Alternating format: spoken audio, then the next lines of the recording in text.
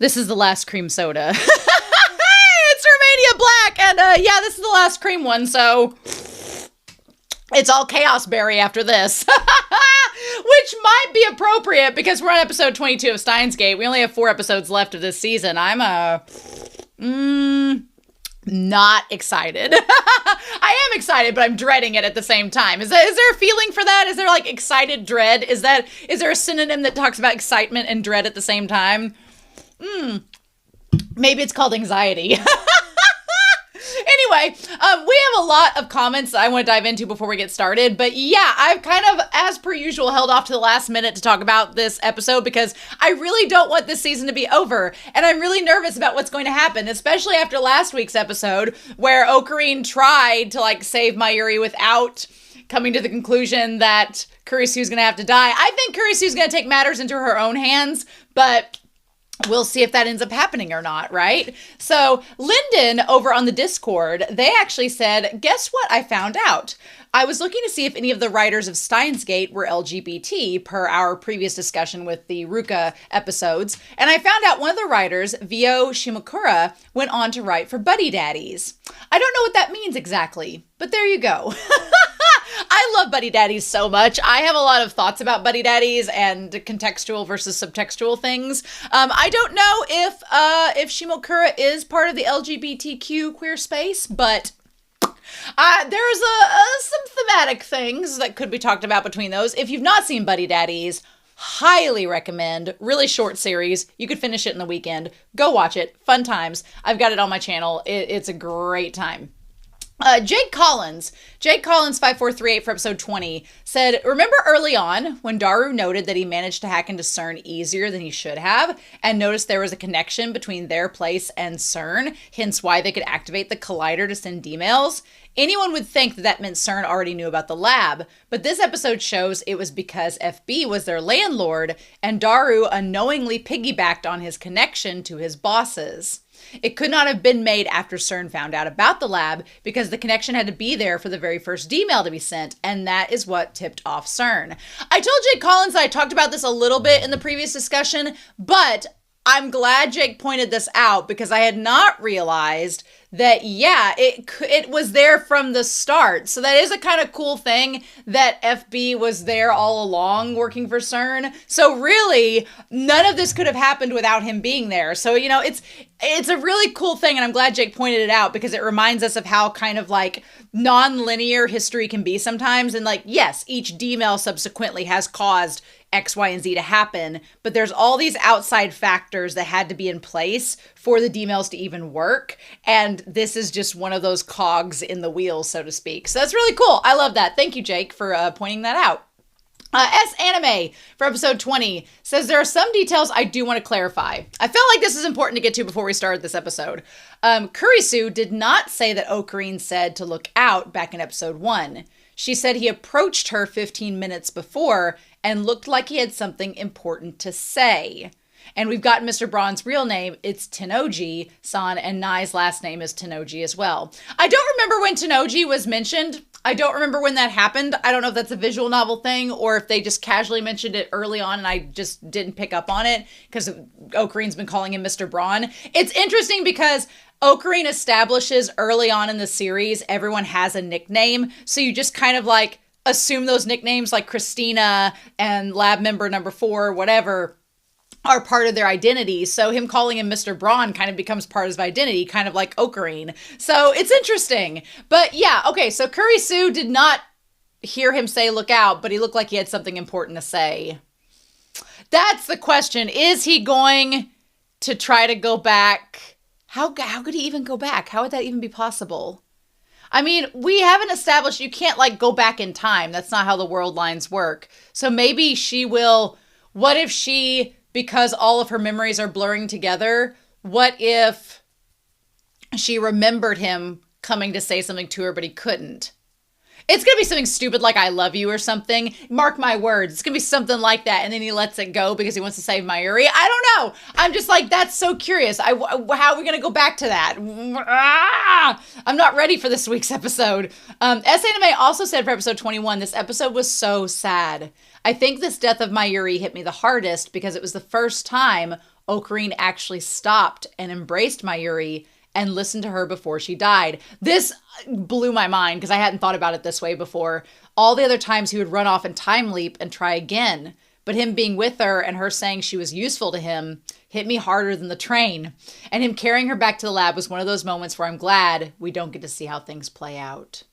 Yeah, I had not realized that, yeah, he did just keep running back all the other time. He didn't run back the first time when she was shot by Moika, but she didn't have time to really say anything. It just happened. And then all the other subsequent times, that's when he just kept running back and time leaping. It hurt even more to learn that she had nightmares of the previous world lines because Okarin knew. I wonder if he would have stopped trying to do all of these do-over events instead of trying to talk to Mayuri, instead of continuing to try again, knowing that more memories would haunt Mayuri. We'll see what the choice of Steins Gate is as we head into the last 3 episodes. Well, technically 4, right? We have 22, 23, 24, and then 25. Pretty sure. Pretty sure we have still 4 more episodes. But still. My one thing is, it's kind of a self-created thing because if he hadn't gone back all those times to save her, she wouldn't have had the memories. They wouldn't have been haunting her. So thus he couldn't have known that she was having the memories and the dreams because she wouldn't have been having them if he'd known, which he couldn't have, to stop things from happening. Clear? Right? Right? And then as far as the dub goes, episode 21's dub, the irony in the dub that Mayuri tells Daru, she's like, same to you, soldier. Like when with Amane being his daughter and she's the part-time soldier, the irony was not lost on me in that dialogue. I'm still kind of like, just because the hack deletes the D-mail from the server database, how does that undo the fact that Okabe sent the D-mail in the first place? That part is still making me go, but all you're doing is deleting CERN's knowledge of the D-mail. You're not deleting the D-mail from happening, right? You're not undoing that, right? There's nothing to go back and tell you, because that's the only part that's confusing me about this, is if Okarin went back and told his previous self, don't send a D-mail to Daru, then I would understand, okay, you're undoing it. It's ending. It's over. But that's not what's happening. You're just deleting it from the server database. So you're deleting something that was sent to CERN, but you're not stopping the event from happening. So how is that going to fix the timeline and keep Kurisu dead? That part is a little weird to me. I'm not going to lie. That part seems a little strange, but maybe this episode will explain, or the next 3 episodes will explain. If he undoes the D-mail too, isn't that just going to push Mayuri's death back to August 18th? Because right now, he said in episode 21, he's like, oh, well, each day that I undo the D-mail, it extends her life a day. I'm like, so you going back to the beta world line, here's the thing. That was July 28th when Kurisu was supposed to die and all this started. But what if he goes back and undoes everything and then Mayuri dies on August 18th? All you did was delay it a day, but it's still going to happen. And then he's going to be left with neither of them. And that would be the most horrible thing. That would be the worst thing of all. That would push my villain origin story over the edge, but I don't know. Also, Kurisu's voice actress, when she's like going through the shelf of Daru's and she's like, you expect me to go near his stuff without a hazmat? That part was really funny. I liked that. Mayuri's conversation with Okarin coming home and wanting to do couples cosplay with her was adorable. And I wrote in giant letters here, stop it. The voice actors for Mayuri and J. Michael Tatum were incredible in this episode. They were so tender, so soft. J. Michael Tatum saying, stay with me. You can't see the stars from here, like as he's holding her dying. That part got me real good, but what got me the most out of this whole English dub was when he's on the phone with her and she's trying to like reason, like, are you okay, Okarin? You're not really hurt, are you? And he's like, thank you, sweetheart. Like, just him calling her sweetheart. That was just whittled its way into my soul. I was like, oh, that was just so soft. And then Mayuri being like, well, you'll tell me if I'm the third wheel, right? I mean, come out and say it. Why don't you? You know? And yeah, also the organization leaders, as she was saying their names in the English dub, they all sounded like variations of the lab members, like Byakuya and Suzaru and all that. I was like, they're all sounding like variations of each of the girls. And then Mayuri being like, when they're in the cemetery and Okarin's like, I'm going to keep you my hostage, don't you worry. And she's like, you can't keep me forever. That feels like foreshadowing a little bit. I was like, oh no. If he goes through all this trouble and ends up causing Kurisu to die, and then Mayuri ends up dying anyway, that would be the most Shakespearean tragedy I've ever heard of. That would be like a Twilight Zone-esque horrific tragedy, and I don't know how I would feel about it, but surely that's not going to happen, right? So real quick, I want to tell a big thanks. I know I've spent like 10 minutes on this going through your comments, but thank you all so much for commenting and positing all these wonderful things about the show. Thank you to Ambersandra for getting these files ready so I can watch the episodes. I really appreciate that, but I have delayed this as far as I can possibly delay it. So let's not wait any longer. I'm so not ready for this. But what can we do? We're going to start Steins Gate, episode 22. Oh, my Lord. And we're going to have our Dr. Pepper ready as we go here in 3, 2, 1. And I'll see you all on the other side.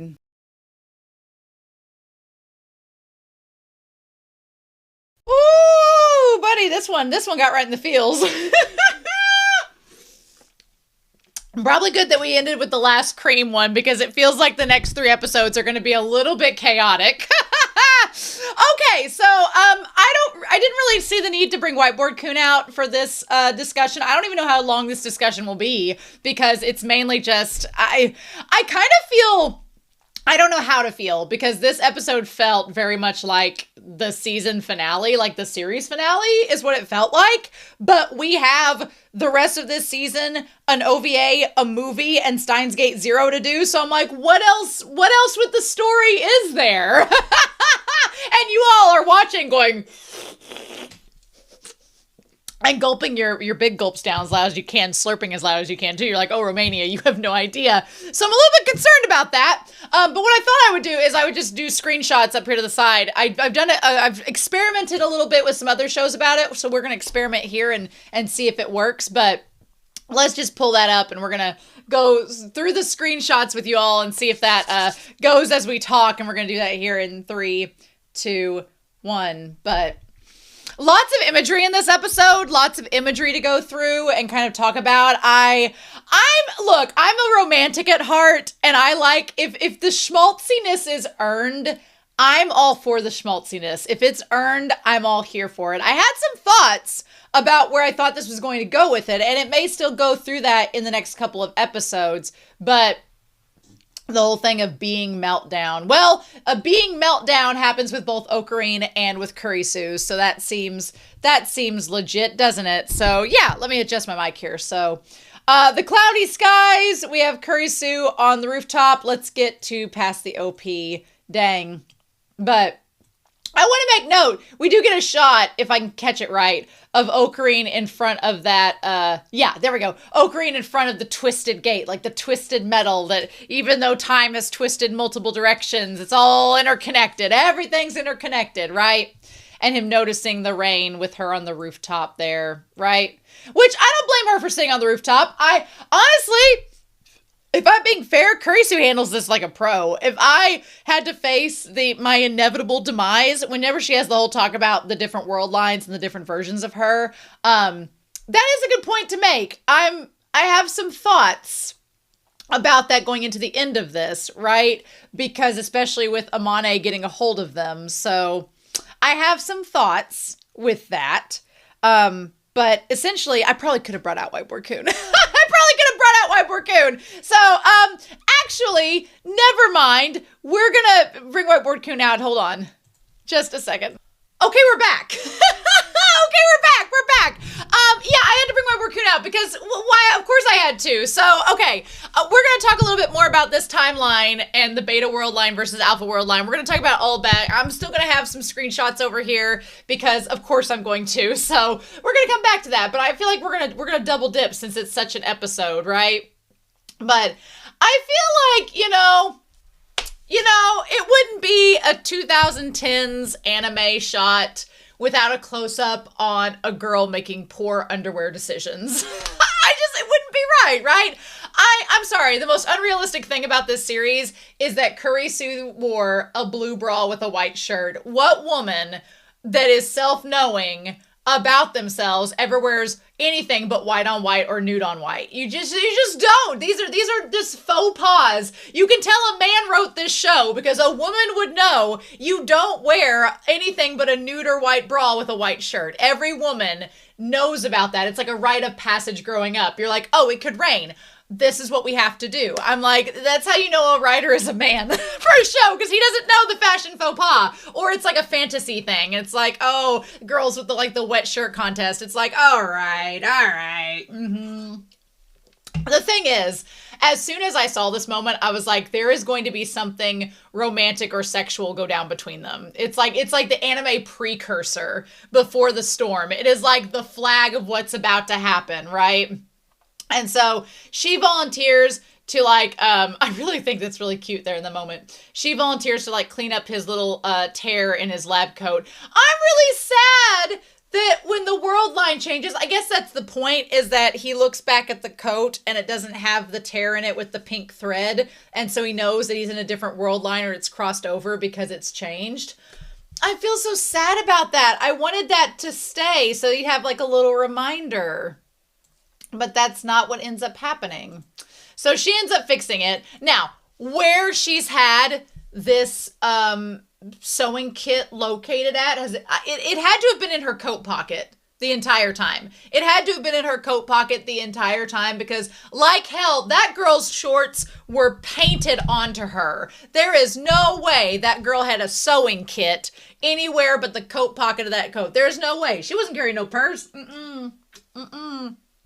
This ain't Pulp Fiction. No. She didn't have it up her ass for 50 years. No. So I do think that I do really like that where this entire sewing scene takes place. There's a lot of things at work here that I really like. First of all, I like the fact that it takes place on the 7th floor where she dies. So it takes place there.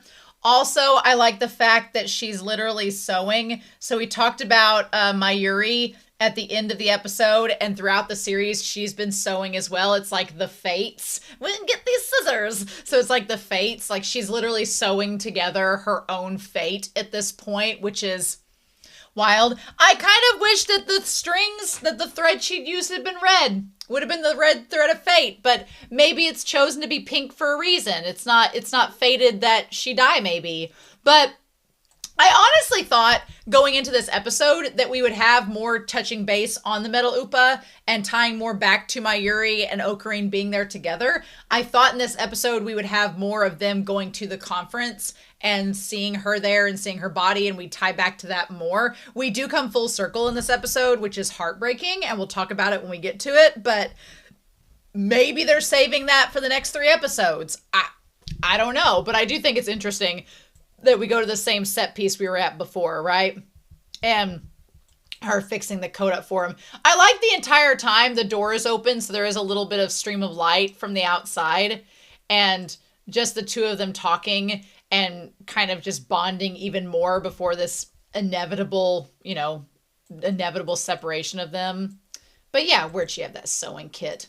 And then he puts it back. And I love that he kind of looks at the thread and is just like, Miyano Mamoru was amazing in this episode. I cannot wait to hear J. Michael Tatum in this role. I cannot wait to hear it. But if you want somebody to scream their heart out and be super emotional, you get Miyano Mamoru. That's who you get to do it. And J. Michael Tatum, I'm really excited to hear this episode with the two of them. But damn it, The chemistry with them is just off the charts. And she reveals that, yeah, the memories are all coming together and they feel like illusions. And Okarin's really concerned about that because he's been concerned about everybody that's happened. And then the hourglass started to come around her. The symbolism from the ED. We'll talk about that ED. The moment that the ED had a different sound to it, a different soundtrack, I was like, is this because we've come back to the Beta World line? Is that why it's so weird? Is that why it sounds different? And then when the hourglass didn't become her, that's so wild. That's so weird. That was just, that's like a freaking scary moment right there. But yeah, she's literally the hourglass of time. And I just, her crying in this moment, all of the emotions in this episode, like, I feel for Kurisu so much because she, even, at the very end, she confesses that she loves him. And I'm glad he got to hear that. I'm glad he got to hear that right before the world line changed, so he knows that she loved him back. I'm glad for that. I just, she was one of the most requested waifus that you all did on the survey. The awards show that I'm doing on my channel right now is only covering series that I've already finished in 2025. So this series won't be included, but I am going to keep track of that for next year. Kurisu is going to be, Makise is going to be on the waifu poll. Just trust and believe. She's in the brackets. She's in the husbando and waifu brackets, so make sure to go vote on that. But she's going to be on the award show next year because she's just such a good character. I hate it. I hate that she just has this fate resigned to her. And then the fact that the stairs are going down are descending. We're going to talk about the little sign here in just a second. But yeah, and her just looking back to him. Okarin and her looked so amazing this episode. They both had so many good looks. They just looked fantastic. We're going to talk about the end of the episode. I'm getting ahead of myself, but it was so good. But yeah, just how somber she looked and everything. Okay, so this sign right here, this sign about them. What's interesting is you have clearly, Makise is saying, like, you have to go this way, advance the plot, keep on going. If you try to go down, if you try to escape, like this one arrow is the motion of the world and how it works. And she's like, if you try to go away from that and derail, it's just going to cause destruction, which is like the construction sign there. If you try to go anywhere but the way that fate is working, it's just not going to work. It's just going to lead to your destruction. And she's like, you've already been through that most of this series. She's like, I tried to figure it out in my head. Seeing her on the couch here, like wrapping her mind around trying to figure out a different way to do it. Like, was there no electricity in this apartment? Turn the damn lights on, girl. I've said that this entire episode and series. But I wanted to go back and look at that dry erase board and see what it said. So there's like the alpha world line. There's the beta world line. There's all these different graphs. There's the Care black hole. There is, I want to see if I can get any closer. There's the black hole. There's like all these equations that she tries to figure out. And it's like none of them work. She just marked all the way through them. What does that say? Something about, there's like something about niche. There's something about after, like alt, their alt. There's like a destroy or decay. There's a different thing here. I want to go up and look real quick and see. I feel like that line there that's in German is something we've looked at before in the series. So yeah, she's like, it just has to be this way. And of course, Okarin, he's like, I'm not going to settle for that. He's like, I'm not going to just give up on my friends without a fight. And that's something I love about this series is that Okarin, his trajectory of going from this bumbling mad scientist, like cocky, just kind of loony person. And then the more you get to know him across the series, you realize how much he cares about everybody. And the looniness is just kind of a guise. And God, is it a guise at the end? And you just really realize he loves everyone that he's friends with and he wants to do everything for him. And it's just so damn sad. It's so damn sad. But yeah, so he like runs through. We see all the set pieces. I love that she stops him from doing the time leap. I love that she stops him.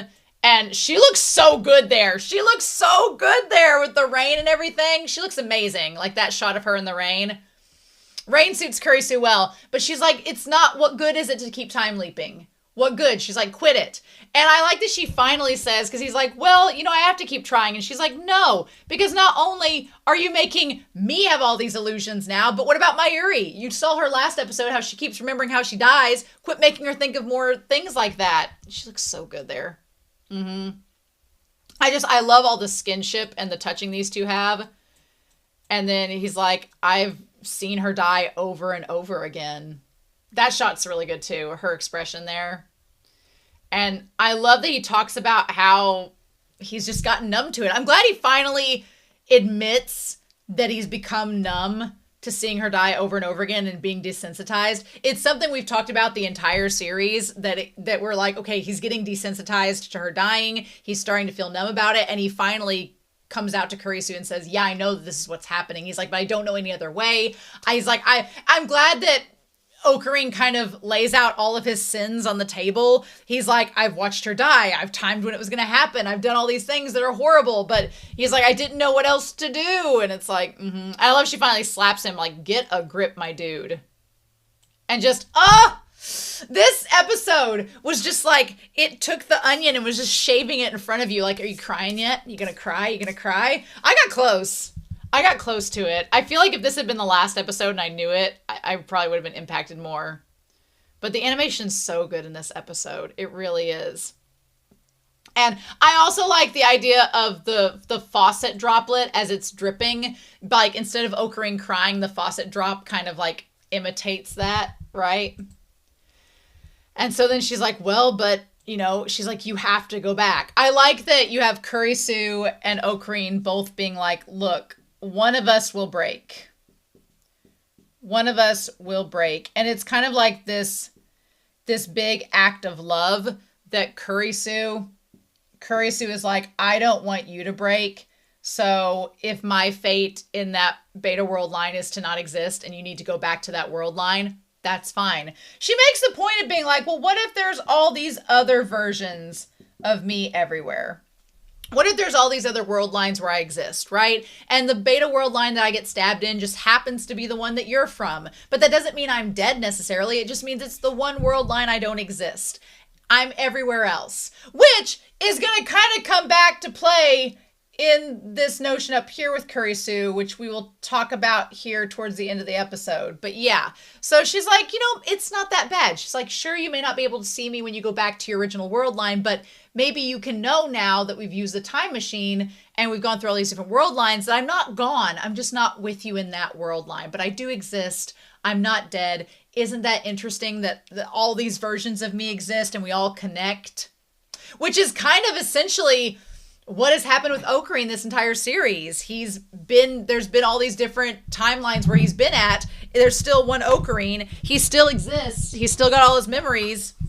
It's the same soul, just stretched over different world lines. So the part in me that wants Kurisu to not completely be gone from the story wants to believe her too.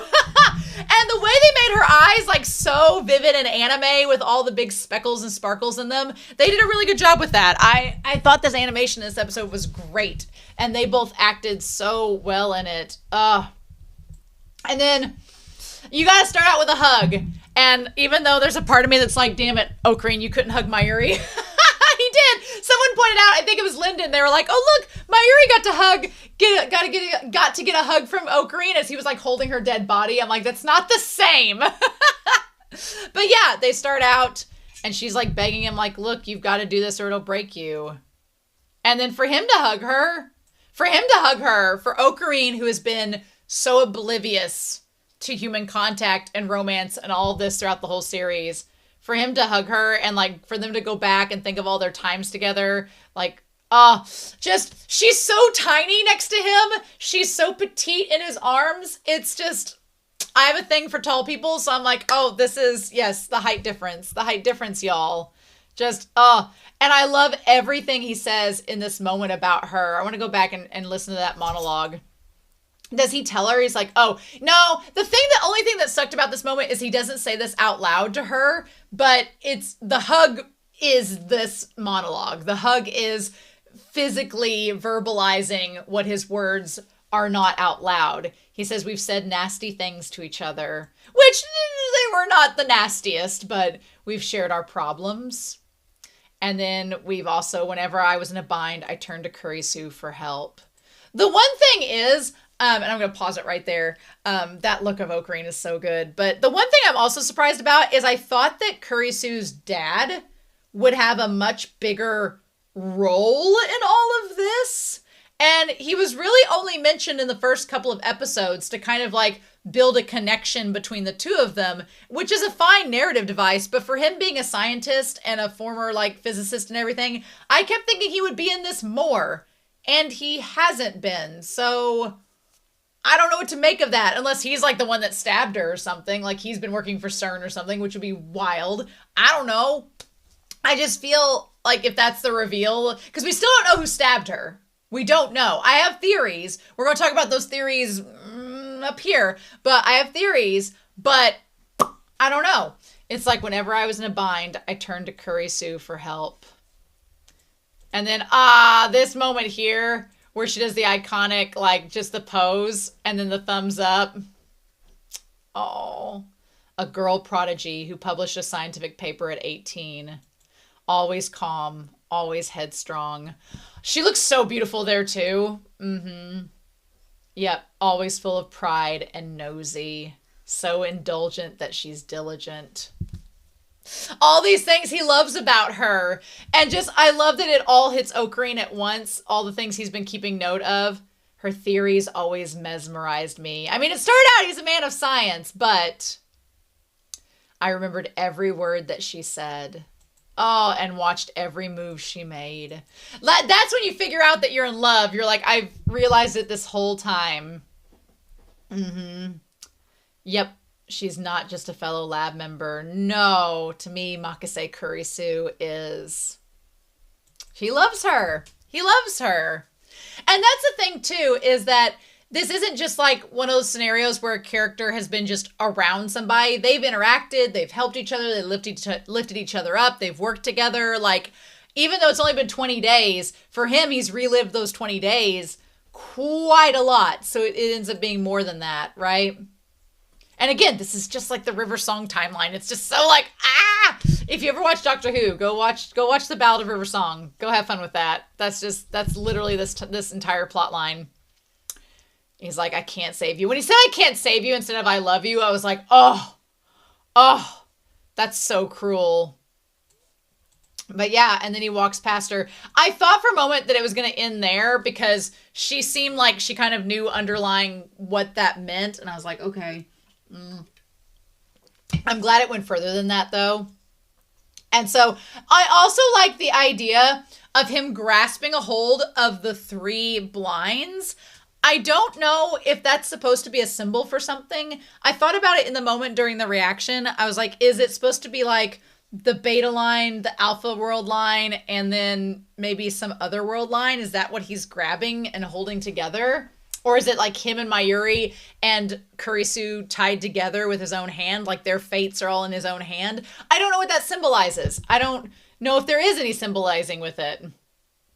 I do like the idea of the two of them like contemplating. They're like, okay, the moment that you go to the Beta World line, you know, or maybe you'll switch places with a different Okabe. I don't think that's going to happen. It's going to be him. He's going to go back to the beginning in that moment, which we're going to talk about here in just a second. And she's like, well, what if there's all these other versions of me? I love that we cut to the cables and like there's like little tendrils of electrical wire along the electrical lines there. I mean, this goes back to the very beginning of our show when we were theorizing about all the different world lines and the idea that like the world lines were all parallel with each other, but they never touch. And this one time where he uses D-mail has allowed him to like curl around a world line and alter it. That seems pretty symbolic. That feels like that's what that's representing. And I agree with Kurisu. The optimist in me, the idealist in me would like to believe that she's right. And maybe there are just different, you know, versions of her. Sounds wonderful, don't you think? Yeah. And just being in all times and all places. I mean, that's kind of what Okarin's been doing this whole series. A strong love for someone and a strong belief in something. That goes back to his vision of Mayuri when Mayuri was like, I am this concept of her that has traveled through time and space to reach you. I mean, Kurisu's thinking the same thing could be possible for her. That a strong wish to convey something. Yep. If all those things go beyond time to create you, in quotation marks, that would be magnificent. I mean, I feel like that shot of Mayuri and him like billions of years ago kind of emphasizes that point, right? Maybe. So don't think of it as letting me die. Even if the world line changes, as long as you don't forget me, then I'll always be there. That's kind of like one of the cruelest parts about it is that when he goes back to the original world line, to the beta world line, like Mayuri has no clue who Kurisu is, which is so heartbreaking. It's this girl that has built such a strong relationship with Daru and Mayuri, and neither of them remember her. That's the heartbreaking part, is that Okarin's the only one that remembers her. And even then, it's like, how good is his memory going to be after everything he's been through? And then he just tells her flat out that he loves her. He's just like, I love you. I could never forget the person I care about the most. Yep. And even though he's like, it's the truth. And she's like, well, this is so sudden. He's like, no, we've been together for quite a long time. And then him saying that he loves her. Which, here's the thing. Whenever you hear him say the person I care about the most, you might be thinking, well, what about Mayuri? But he's literally doing all this to save Mayuri. Like, Mayuri is his childhood friend that he cares about insanely. That Mayuri is the whole reason he's doing all this. But at the same time, he loves Kurisu. And he loves her on a different level than Mayuri. And Mayuri knew, right? And just her reaction! Yeah. And he's like, what about you? And, you know, Kurisu, to her credit, is like, well, I can't just come out and say, I love you. I'm kind of tsundere. And so instead she kisses him. Also, what was with these two kids running towards the sewer grate? Like it was like Pennywise and It. What was that? What was that? Was it supposed to be like them running out in the rain? That was such a random moment. I was like, I don't understand what that moment is, right? It's such a random moment. And then that's when she asks him to close his eyes. I can't believe they actually kissed. I thought that in this moment, somebody was going to interrupt them. I thought Daru was going to spring open the door, or Mayuri was going to be like, doo-doo-doo. I thought like she was going to like pop in and they were going to get interrupted. I would have bet money on it. But nope, that is not what happened. And I'm glad that this one kiss, I'm glad it's not the only one, because Okarin is just like, he just stands there doing as he was told. Doing as he was told, to all of his credit. She did tell him just to stand there and close his eyes. That's what he did. But I'm glad because that kiss is just, like, it's just her to him. And then when he's like, oh, we need to redo that. I was like, oh, what does he say here? He is so smooth. I was like, sir, we said earlier on in the series, if he wanted to be, he could be a smooth character if he wanted to be. And he proved it in this episode. She's like, I didn't do that just because I wanted to, just so you know. I just, intense experiences accompanying certain actions, such as your first kiss. I also like that, one, Okarin's like, that wasn't my first kiss, by the way. It might have been yours, but it wasn't mine. And maybe she's saying it on her behalf, too, so that she doesn't forget him either. But I like that he's like, that wasn't my first kiss, but my first kiss was pretty terrible. I like, which, you know, Okarin's a good looking guy. I'm not surprised that wasn't his first kiss, right? What if like him and Daru had like a Naruto style experience? That's all I could think of in that moment. I was like, did you and Daru accidentally kiss like Naruto and Sasuke? Did that happen? Because I can't picture you and Mayuri kissing. I can't. They're childhood buddies. No. But then I'm saying this one wasn't enough to be memorable. I was like, let's do it over. I'm like, sir, the smoothness of that line. He's like, that wasn't memorable enough. Let's do it again. And that's all that there needed to be. I didn't know, since this is kind of a sign-in, if this was going to get a little bit more steamy than that, but it didn't. It just mainly was them just making out, and I'm fine with that. Oh, that's so sweet. Just these two mad scientists making out. And I love her conversation where she's like, time is passing by so quickly. I want to complain to Einstein right now. You know, Okabe. Time speeds up or slows down depending on their person's perception. And then she says, the theory of relativity. Ugh, it's so romantic and so sad. Oh, oh, my heart. Oh, it was so good. This moment was so good. It was so romantic. And then as they're leaving, I liked the idea of her going away, of her not being there when they undid the D-mail. Also, if you view trains as like a passageway, like River Styx sort of mythology of like trains as a passage from life to death. I always think of the Chronicles of Narnia. I won't say which Chronicles of Narnia story, but it's like one of the only ones I've actually read. And it talks about trains, and trains are a metaphor of passage from one world to the next. That's, as a kid, I was like, mind blown. But yeah, so I felt like her getting on the train. We've had like the train on the choo-choo tracks like this whole time, being a metaphor for time travel and the trolley problem and all this. And now it's a metaphor of Kurisu literally passing on from one world to the next. Also, her tossing the Dr. Pepper. I always hate it in anime when characters, when they say something out loud, but the show won't let you hear what they say. I hate that. I'm like, just quit being a coward. Let us know what they said. I can't read lips in Japanese. And so I'm sure Japanese viewers heard it. But I was like, did she say that she loved him? So I'm glad that she came back at the end to kind of like catch up with him and tell him in person.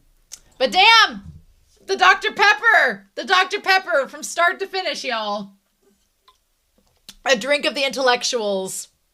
Damn. Just hurts my heart. And yeah.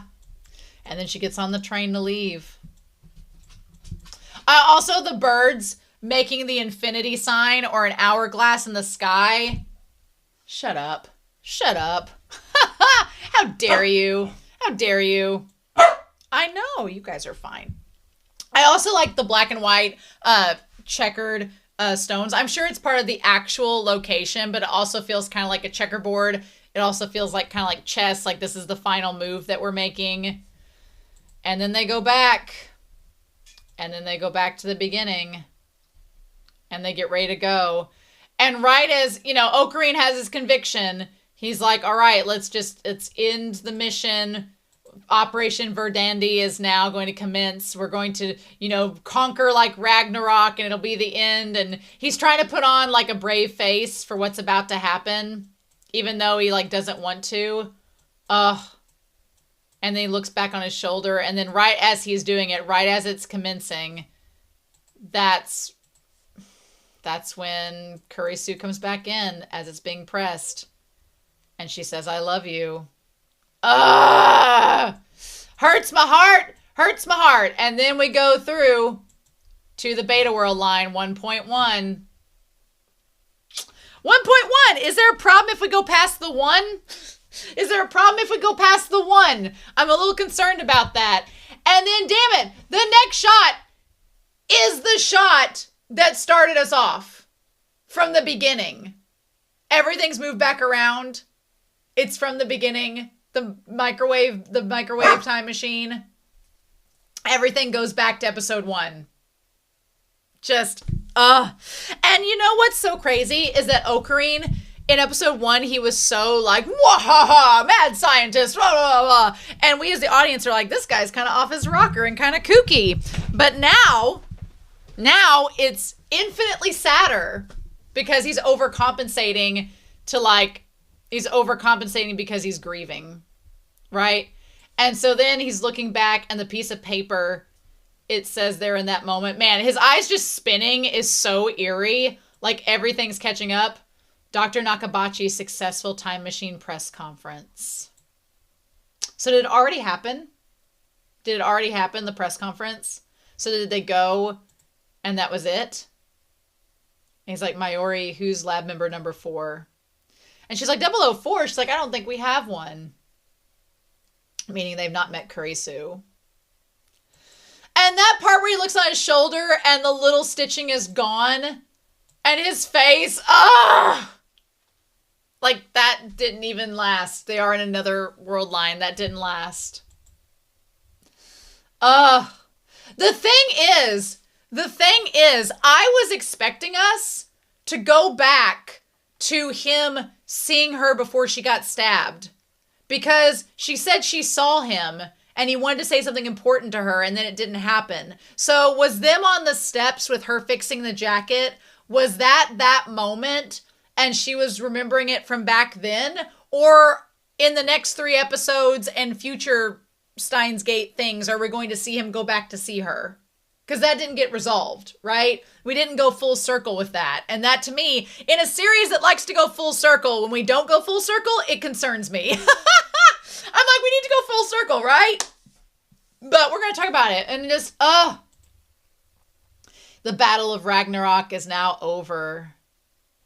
And Daru just being like, dude, what? I, the mad scientist, Hyo and Kyoma.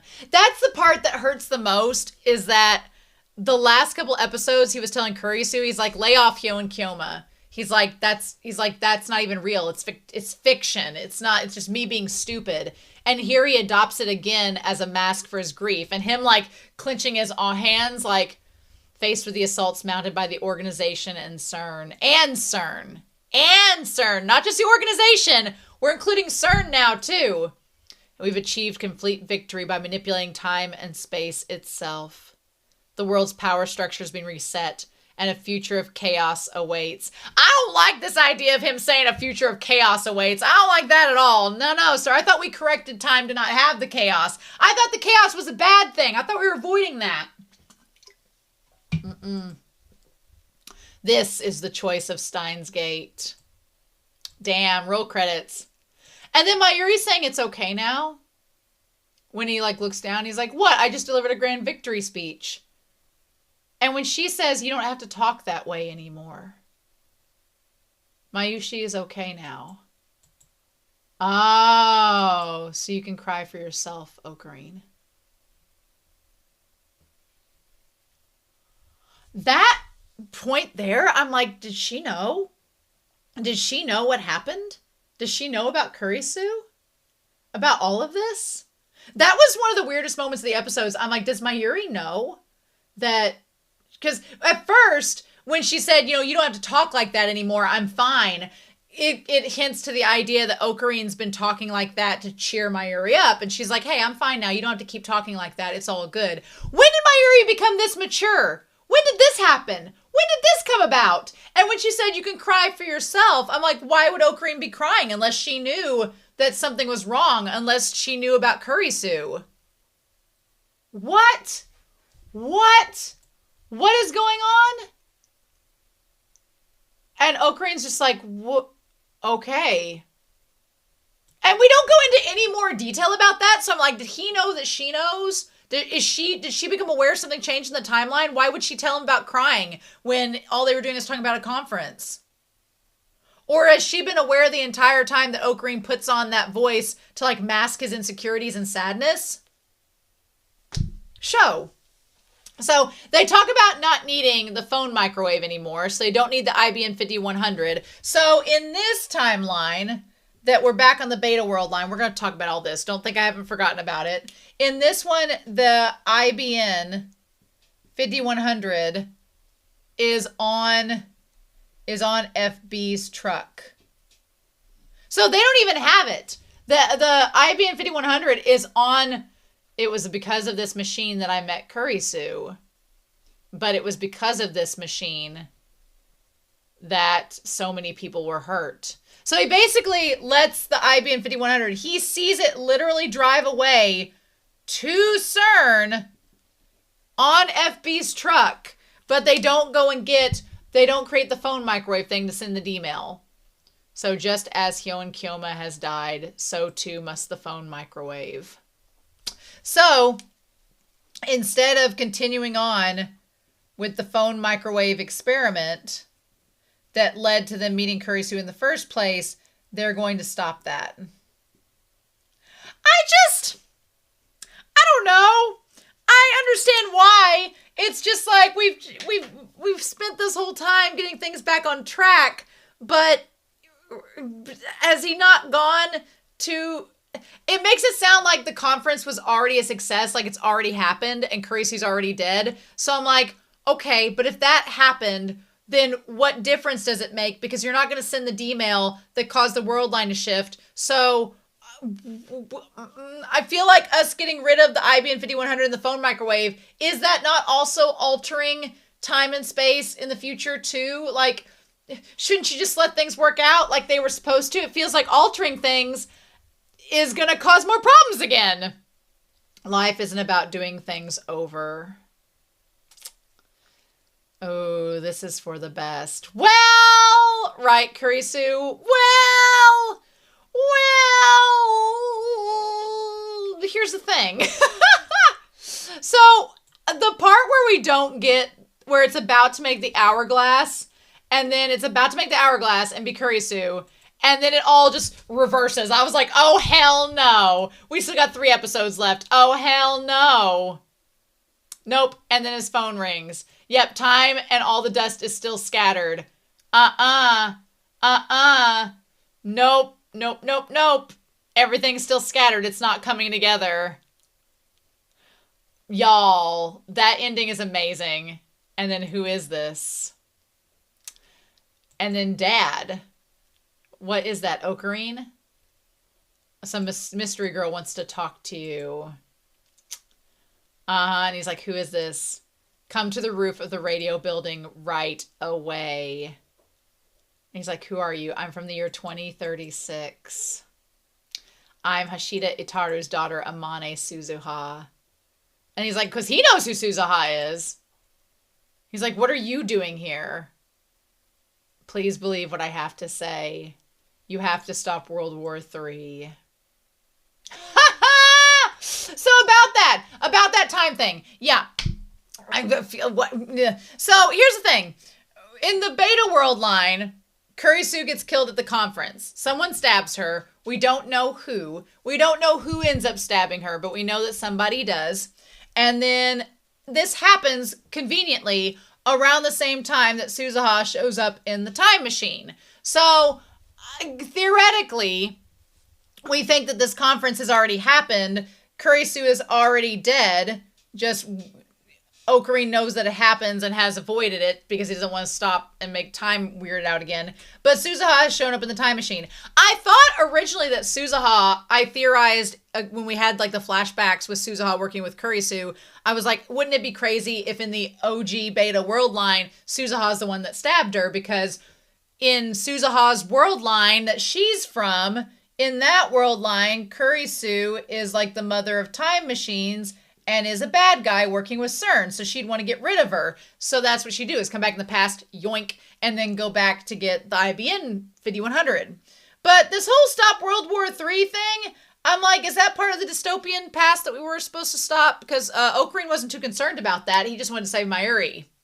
So how does that work into this? How does this mean that there's a chance Okarin could save Kurisu? Is that even a possibility? Is letting this all go away? Like, here's my thing too, is that Suzuha travels from the future in the time machine that was made by Daru.